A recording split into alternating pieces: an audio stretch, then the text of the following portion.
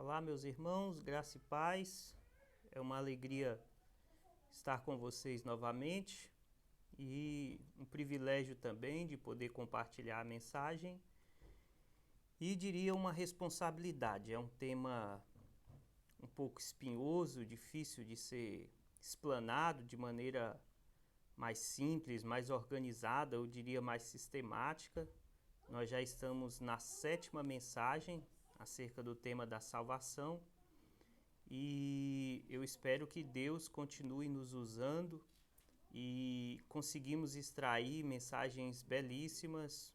Eu dizia ao pastor Gustavo que a mensagem do domingo passado foi uma mensagem que me fez pensar muito durante e depois da mensagem, e eu espero que essa também nos traga edificação, nos traga consolo e também, quem sabe, nos traga algum tipo de exortação para que possamos viver de forma mais digna e viver de forma ou de acordo com o Evangelho, que é difícil, que alguns diriam que é impossível viver, mas pela graça de Jesus Cristo é possível viver o Evangelho, porque o Espírito Santo habita em nós. E hoje eu tenho 2 textos para refletir com vocês, mas primeiramente eu gostaria que vocês abrissem o livro de João, Evangelho de Jesus Cristo, segundo escreveu João, capítulo 19. Serão apenas 3 versículos, a partir do versículo 28. João, capítulo 19, a partir do versículo 28.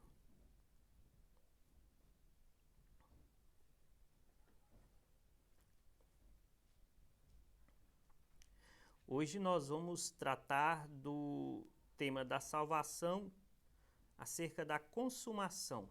Então vamos falar sobre a consumação da salvação. E diz o texto a partir do versículo 28. Depois, vendo Jesus que tudo já estava consumado, para se cumprir a escritura, disse: Tenho sede.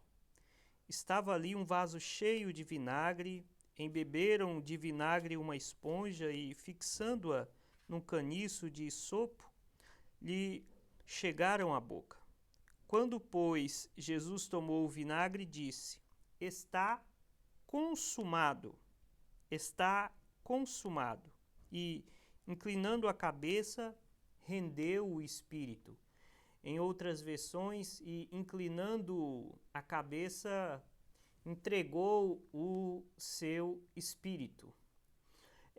Essa expressão consumação, ela tem a ver com o término de um projeto. Então, foi elaborado um projeto e ela tem a ver com o término deste projeto que foi elaborado. Por exemplo, um testemunho aqui da minha vida acerca de um projeto que eu achei importante e que fiquei muito feliz realizado pelo cumprimento desse projeto. Eu lembro-me que alguns anos atrás eu invoquei que faria um projeto de design de interiores para uma cozinha. Eu consegui comprar um apartamento no Brasil e eu muito feliz, eu disse assim, olha, eu vou fazer um projeto para essa cozinha e eu gostaria que ninguém me desse maiores informações, eu queria criar alguma coisa para essa cozinha. Então, grosso modo, o que fiz? Eu aprendi a usar um programa de arquitetura. Então, fuçando na internet, eu acabei aprendendo a usar esse programa de arquitetura para poder desenhar a cozinha, o projeto da cozinha, né? E depois que eu aprendi o programa, eu desenhei realmente a cozinha nesse programa, aquelas ideias que eu tinha na cabeça, eu comecei a colocar no programa de arquitetura. E aí veio a parte mais difícil, eu comecei a juntar dinheiro, porque não adianta ter o projeto, precisa ter o dinheiro para executar o projeto. Depois que eu consegui juntar o dinheiro, eu fiz orçamentos e ao final eu contratei um marceneiro. Poderia ter contratado uma loja, mas a loja ficaria muito caro, então eu não tinha dinheiro para contratar uma loja, contratei um marceneiro que, por prazer, graças a Deus, ele acabou se tornando o meu amigo. Depois de uns 2 ou 3 anos, a minha cozinha estava pronta. Foi mais ou menos esse o tempo que eu levei para essa cozinha ficar pronta. E o que é interessante? O interessante é que ela ficou exatamente como eu planejei. Toda aquela expectativa que eu depositei, toda aquele sonho que eu sonhei para aquela cozinha, ela realmente se consumou, né?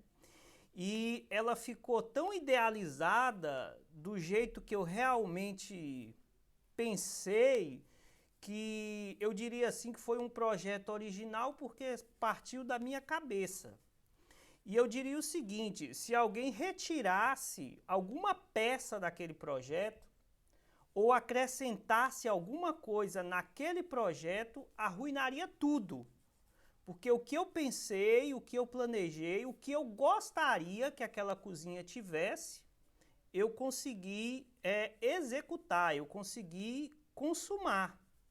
Então, na minha cabeça, eu dizia assim, não pode mexer, não pode alterar, não pode suprimir ou também não pode acrescentar nada. Se houver alguma alteração para esse projeto, para essa cozinha, vai arruinar. Então, depois de todos esses anos, eu diria assim que me senti realizado porque eu consegui cumprir cabalmente aquele projeto.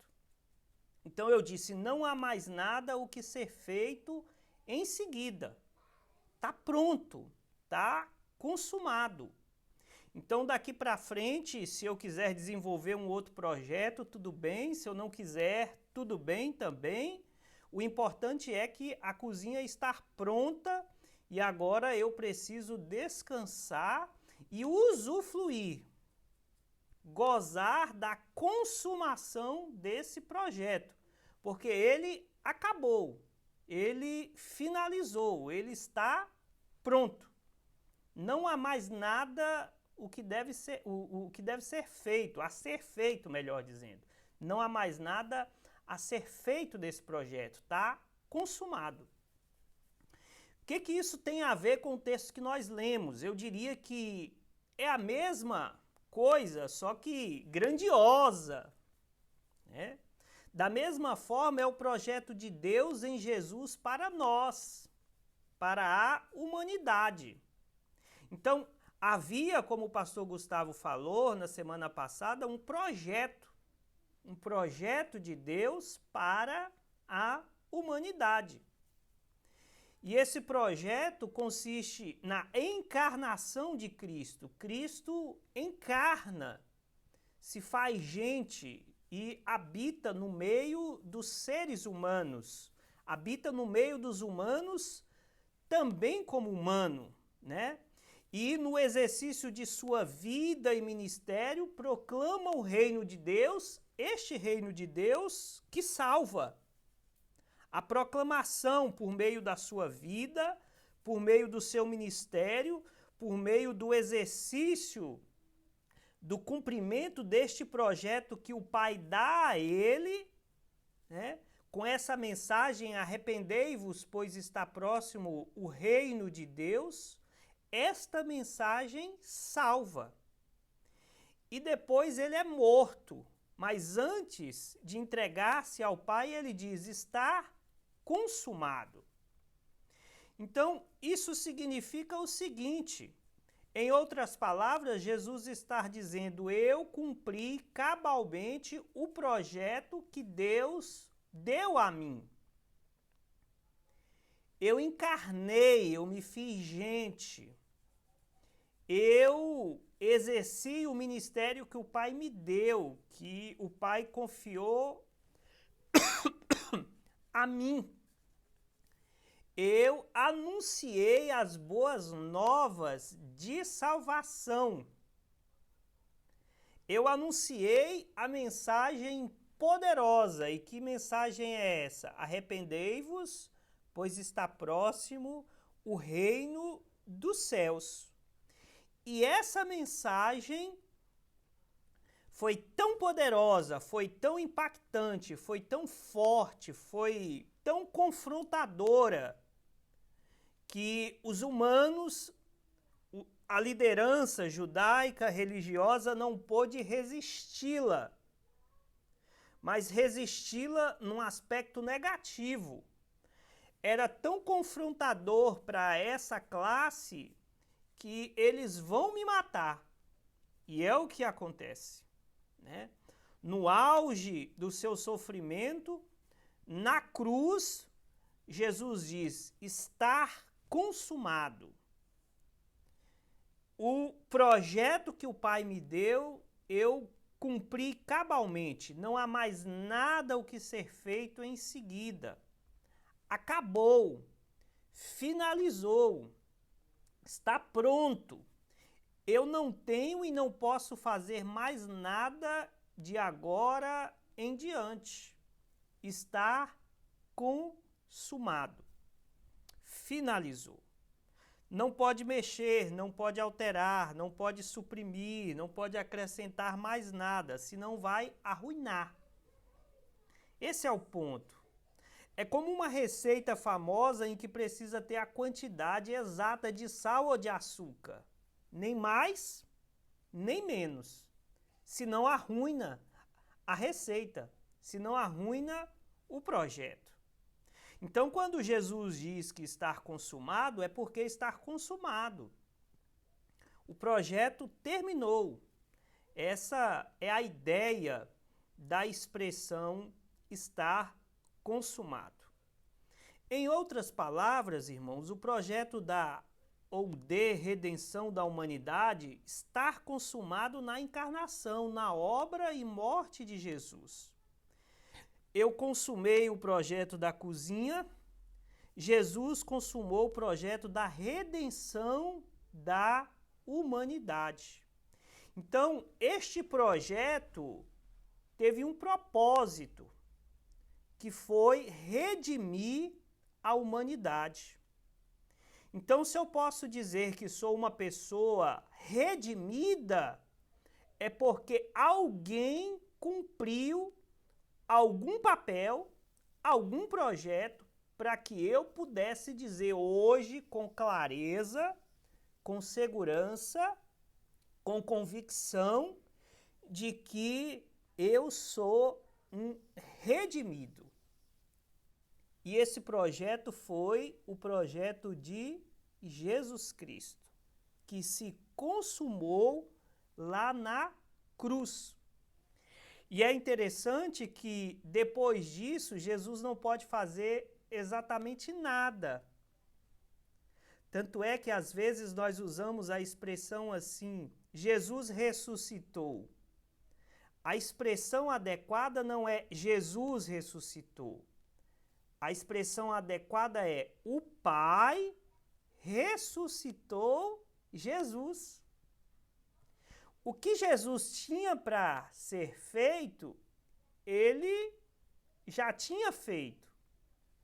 Agora ele entra pelo caminho da morte.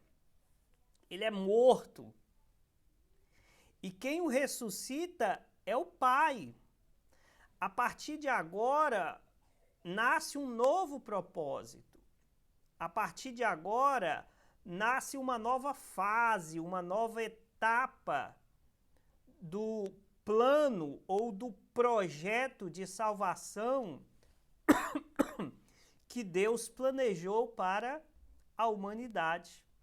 Então, Jesus é ressuscitado pelo Pai, porque a obra que ele tinha para fazer, ele já havia consumado, ela encerra ou se encerra na cruz do Calvário. Então hoje eu posso dizer que sou alguém redimido por este projeto de Jesus Cristo para toda a humanidade. Hoje você pode dizer que é alguém redimido, porque houve um projeto, e esse projeto teve começo, meio e fim. Acabou. Então não há mais nada que eu possa fazer para que eu me torne redimido. Porque o que tinha que ser feito, já foi feito. Jesus Cristo cumpriu este projeto de redenção. E aí nós nos perguntamos, o que é ser redimido? Né? Ou do que trata a redenção? O que Deus faz por nós na redenção? Essa é uma pergunta importante. E aí? Né? O que é redenção? E eu quero abrir com os irmãos lá em Colossenses capítulo 2, Colossenses capítulo 2, a partir do versículo 13.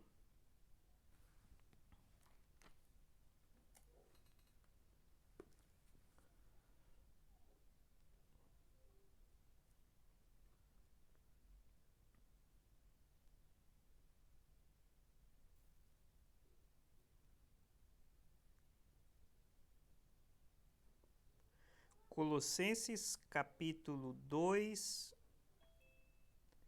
a partir do versículo 13.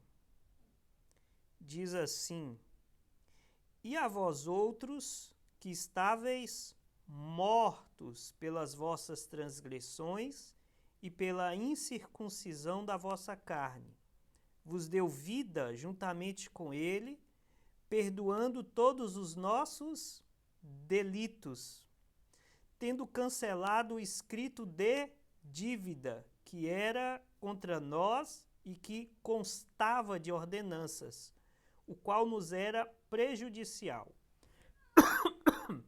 Removeu inteiramente, encravando-o na cruz.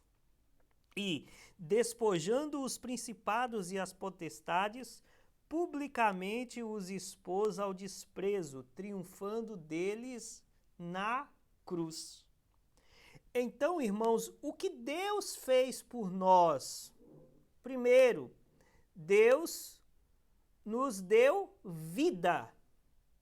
Deus nos deu vida. Segundo, ele nos perdoou de todas as transgressões. Nos perdoou de todas as transgressões. E ele cancelou a escrita dessa dívida, que consistia em ordenanças e que nos era contrária. Ele a removeu, ele a pregou na cruz. Então, aquele escrito de condenação, aquele juízo de condenação, foi pregado lá na cruz. Está cancelado.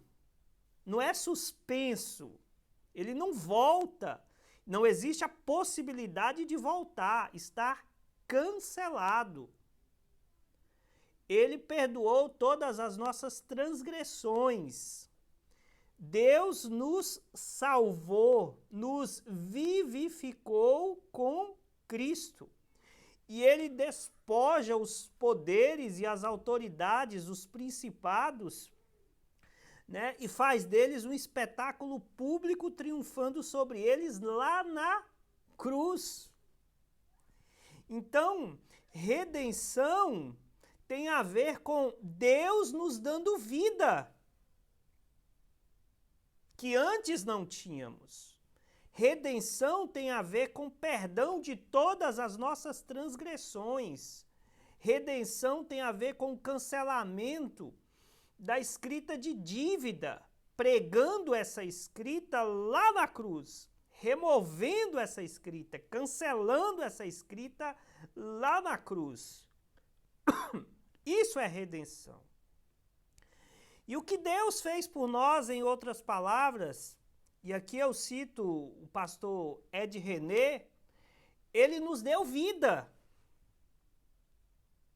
Significa dizer que estávamos mortos, porque não éramos. Significa dizer que estávamos mortos.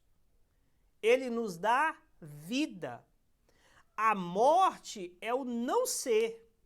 Já a vida é o ser em Deus. Então, em Deus, eu vivo. Se eu não estiver em Deus, eu estou morto. Então, a redenção é a garantia que eu tenho, é a possibilidade que eu tenho de estar em Deus, me trazendo em Deus vida. Se eu não fosse redimido, eu estaria morto. Porque o não redimido não está em Deus. E só pode ver a vida em Deus. A vida só pode existir em Deus, pois somente Deus é e nós não somos. Olha que coisa interessante. Deus é e nos empresta a condição de ser, e somente nele somos, nos movemos e existimos. Ele é, nós existimos.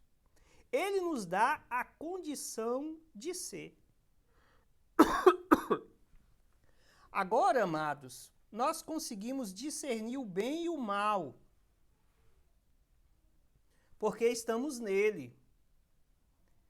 Como eu já disse em uma outra mensagem, agora os nossos olhos se abriram para discernirmos o bem e o mal. Porque agora nós estamos nele. Porque agora nós estamos vivos. Porque agora nós estamos redimidos. Outrora estávamos mortos nos nossos pecados e delitos. Agora nós estamos vivos em Deus, nele, agindo para o bem nele e para ele. Estamos sob a ação dele. Né? O filósofo disse assim: penso, logo existo. Eu diria assim: existimos, logo estamos nele. Só podemos existir, só podemos ter vida estando nele, no Pai, em Deus. Só há vida nele, só há vida em Deus. Agora nós estamos enxertados nele. Agora nós estamos mergulhados nele. Né? A figueira, e nós somos os ramos. Não existe outra possibilidade desses ramos viverem se não estiverem enxertados na figueira. Não existe outra possibilidade dos ramos viverem se não estiverem enxertados na videira. Então, o que é redenção? Redenção é estar vivo em Deus. Redenção é ter o perdão dos pecados, das transgressões. Redenção é ter o escrito da dívida cancelado, pregado, removido lá na cruz. Ser redimido trata disso. A nossa salvação e ressurreição, eu diria, já aconteceu. Antes estávamos mortos, agora estamos vivos. O que é isso se não é ressurreição? Então a ressurreição, ela vai acontecer? Ela vai acontecer, mas ela já aconteceu.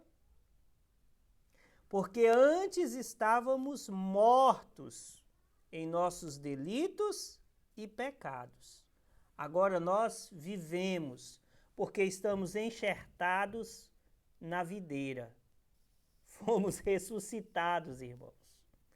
Fomos ressuscitados. A salvação e a ressurreição, ela já aconteceu. A salvação e a ressurreição, ela está acontecendo. A salvação e a ressurreição acontecerá, né? Não estamos mais mortos e sim redimidos, isto é, vivos, salvos e ressuscitados nele, em Deus, o dono da vida, o Senhor da vida. A vida é de Deus e a vida está com Deus. É Ele quem dá o sopro. O sopro, o fôlego de vida é dele e está nele.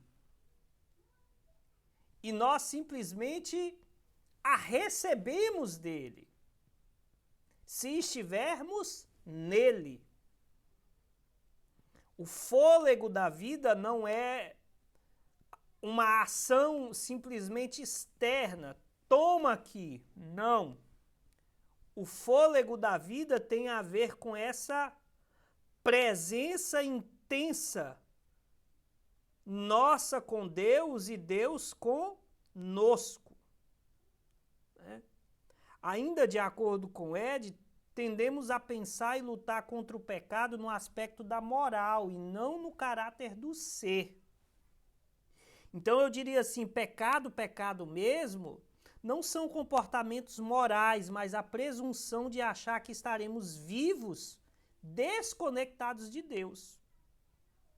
Então, o maior pecado da humanidade é este: a presunção, a arrogância, a petulância de pensar ou de agir como se pudesse existir vida fora de Deus. Como se pudesse ser possível viver longe ou distante de Deus. Então nós estamos às vezes bem preocupados, poxa, nós não podemos mentir, nós não podemos roubar,